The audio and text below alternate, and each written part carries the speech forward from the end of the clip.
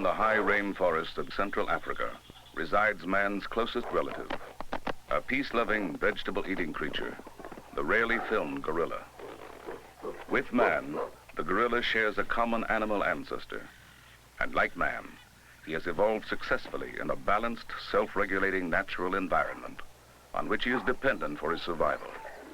That dependence is absolute, for although the gorilla is the strongest of all primates, the power to control and to meaningfully alter the natural environment belongs to the primate man alone.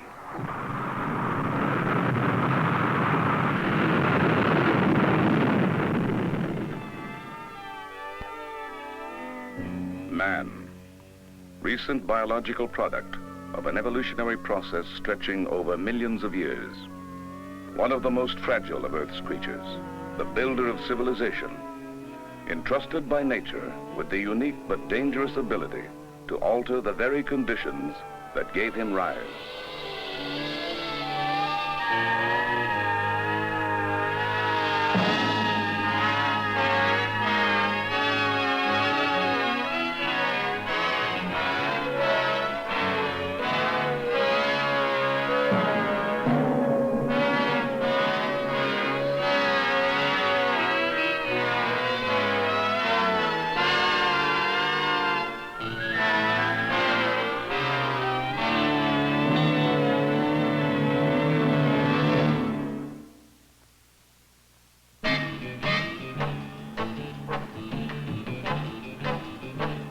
Living species, survival is measured by the ability to adapt swiftly to changes in the environment. But man has created his own technological world. And today, as the adverse consequences of his self-made environment multiply at an ever-accelerating rate, it is becoming increasingly difficult for him to successfully adapt. And like any other animal, modern man faces possible extinction.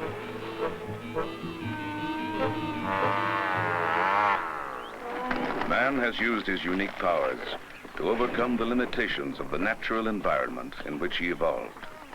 He has manipulated that environment to his own advantage and interfered with the balance in nature, forgetting that he is part of nature. Although he's flourished till now, his relatively brief success on Earth does not necessarily promise future survival. For in the long history of life, survival of species has not been the general rule.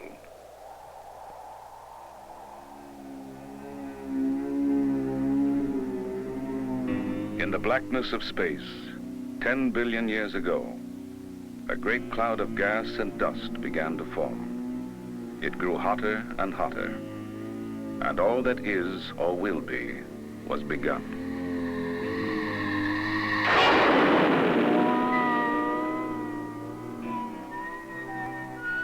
5 billion years later, into the ever-expanding universe, the sustainer of life, the sun, was born. And from the same cloud of primordial gases, the planet Earth.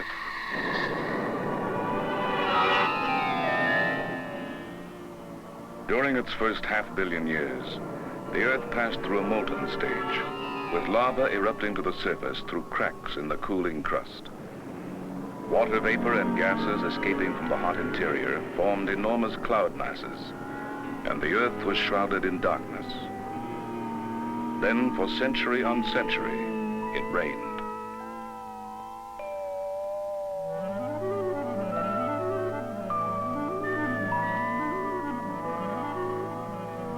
After a billion years, the ocean basins were filled, and the sun was shining on the Earth's primeval sea. Under a canopy of air, the continents of the Earth still lay silent, barren and lifeless. Then, about 2 billion years ago, after certain giant molecules acquired the miraculous ability to duplicate themselves, life was begun in the warm primeval sea.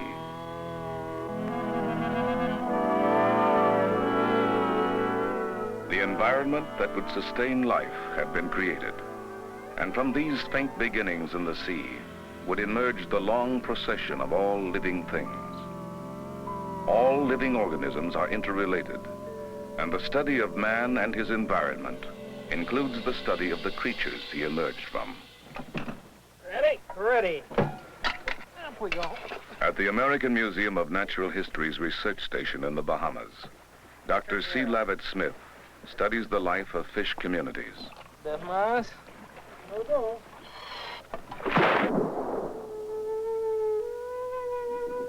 We're hoping that eventually, as we learn more about fish communities, there will be something that we can apply to the study of our own communities. There is no question that the fishes here are very well adapted to getting along together in what we call a dynamic harmony, in that the fishes are sharing the available resources by utilizing them in different ways. There are some that feed on plants, there are some that feed on small organisms in the midwater, there are some that feed on organisms that dwell down in the holes. Of course, probably most of the fishes feed on other fishes, and there's a balance here.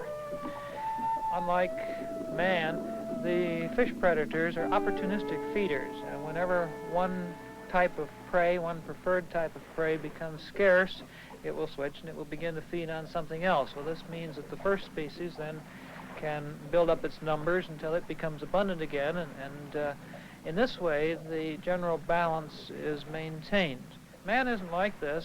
There are a number of cases where man has actually forced species, birds in particular, into extinction because he kept hunting them until he got the very last one, or almost the last one. For America's national bird, once favored by hunters, now become a victim of DDT, the museum may be the only destiny. A destiny shared by the wild water buffalo, pushed off his land. The walrus, exploited for centuries, now, even for the Eskimo, difficult to find. Hunted for pleasure and pressed by civilization, the Bengal tiger is on the verge of extinction.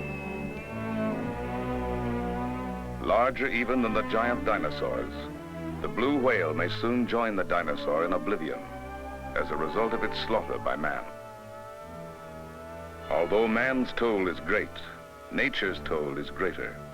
Of the animal species we know that have ever existed, 2/3 are now extinct. In 1923, an American Museum of Natural History expedition, led by Roy Chapman Andrews, was to mark a milestone in man's search for knowledge of life past.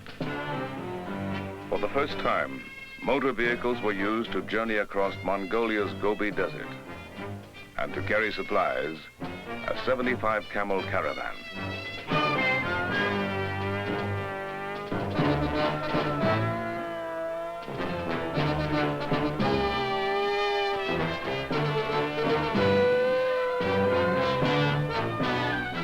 It had not been easy for Roy Chapman Andrews to find support for the Gobi Desert expedition.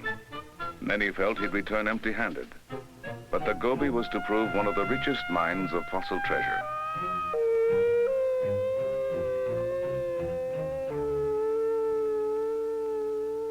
In the summer of 1923, one of the most remarkable discoveries known to paleontology was made. Eggs shaped differently from those of any bird known, preserved for millions of years by the dry country and loose sand, some lying on the ground, others enclosed in rock. The first dinosaur eggs ever seen by any human being.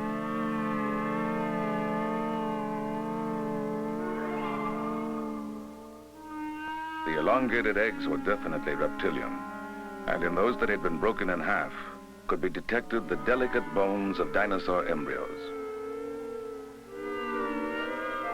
Up until this time, it was not known that dinosaurs laid eggs. The reptiles had evolved out of the sea, and 230 million years ago, the dinosaurs appeared. Growing to 80 feet long, weighing as much as 40 tons, they ruled the earth. Some vegetarian, others vicious predators. In a warm, moist climate, they thrived for millions of years, and then disappeared. The trail of the dinosaurs ends at places like Lance Creek, Wyoming. Here today, dinosaur remains are found side by side with those of the mammals that followed them as the Earth's dominant creatures 65 million years ago. Dr. Malcolm McKenna examines an anthill that illuminates the past. The amazing thing about these ants is that they collect all sorts of fossils from hundreds of feet around and bring them into their nest and put them on the top to roof it. It helps protect it against the rain. Here is a jaw of a lizard, and a small mammal jaw is right here. This belongs to a possum. The paleontologist looking for fossils can use a spot like this to find out whether there are any remains here. When he does, for instance, this little remain, bit of a dinosaur tooth, the scientist knows that he can dig at a spot like this to find the remains. Look at that ant. He's carrying a fragment of a dinosaur tooth in his mouth. I think it's fascinating the way these fossils have lain in the ground around here for 65 million years, ever since the age of dinosaurs. And here they are, collected by the ants.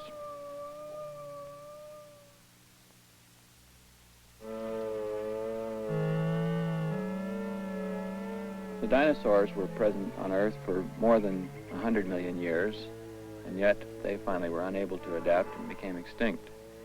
Man has been here only a few million years. Let's hope that we have as long as the dinosaurs had before we ultimately become extinct.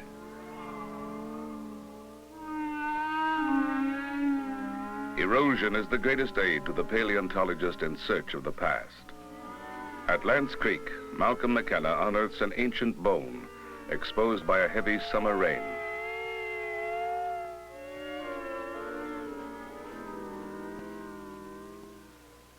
This is a thigh bone of an extinct dinosaur that lived here at Lance Creek about 65 million years ago, just at the close of the age of dinosaurs. The dinosaurs lasted for perhaps 150 million years or so, and they became extinct and the mammals took over. The dinosaurs had been extremely successful, living in a variety of environments that had been fairly constant through the age of dinosaurs, but at the end, the climate changed. It became more varied. The winters became cooler, the summers perhaps hotter. And the dinosaurs, being technically cold-blooded, couldn't make it through the long winters. At least that's one very popular theory, and it's one that I think is a logical one. The extinction of the dinosaurs then was because they couldn't adapt to a new environment. The mammals had been around for some time before. They had been around at least as long as the dinosaurs. But at the end of the age of dinosaurs, they were somehow better adapted to the new environment and began to evolve into a number of lineages that led up to the modern animals that we're familiar with today. All animal species we see today, including the birds, whose appearance on Earth followed soon after that of mammals, have survived only by their successful response to their environment.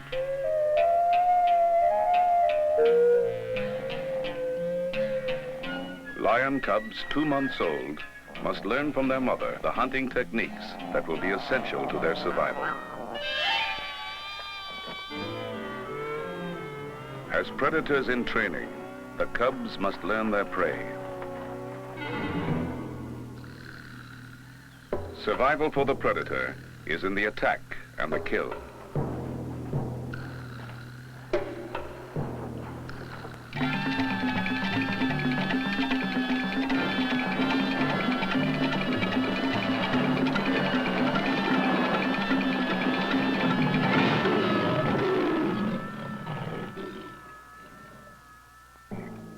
The prize, a wildebeest, 3 times the weight of the lion, is now delivered to the waiting cubs.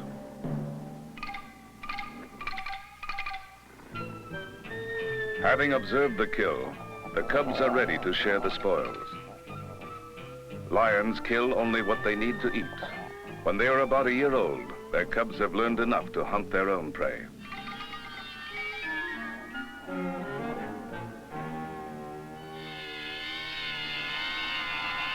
East Africa's Serengeti plains are subject to great droughts, for its animals, a once rich and giving environment, may suddenly turn barren and hostile.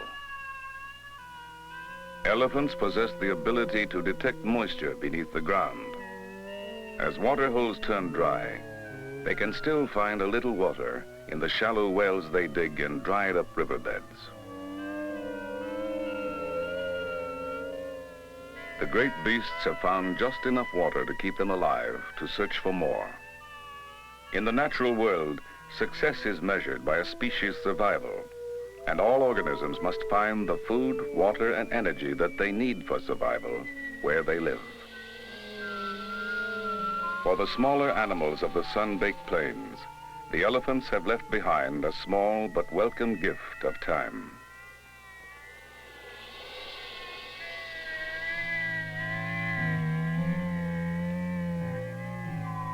Month after month, for hundreds of miles, the elephants search for water, assisting their young, now failing and beginning to fall behind. And as the drought continues, it's in a world turned entirely to sand that they'll wander, with all the animals for whom they'd provided water following behind.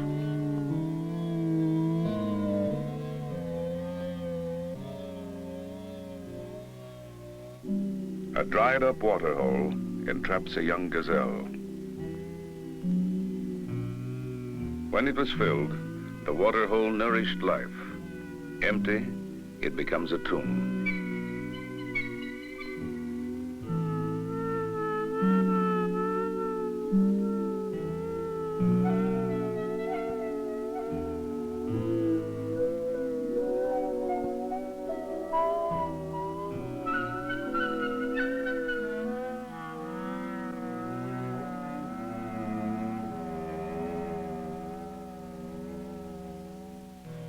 Still, the drought continues, and over the Serengeti, the scavengers hover, drawn by the smell of death. The elephants will not easily yield their youngest fallen.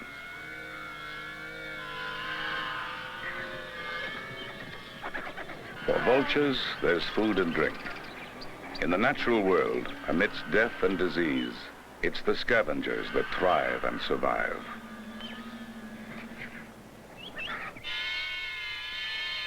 In East Africa, the drought begun in 1960 lasted nearly 2 years.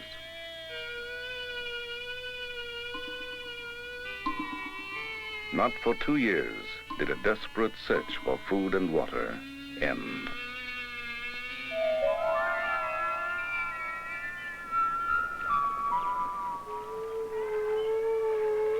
Life began in water. It's water that makes the earth unique. It's the primary ingredient in every living plant and animal. It's a primary sustainer of life.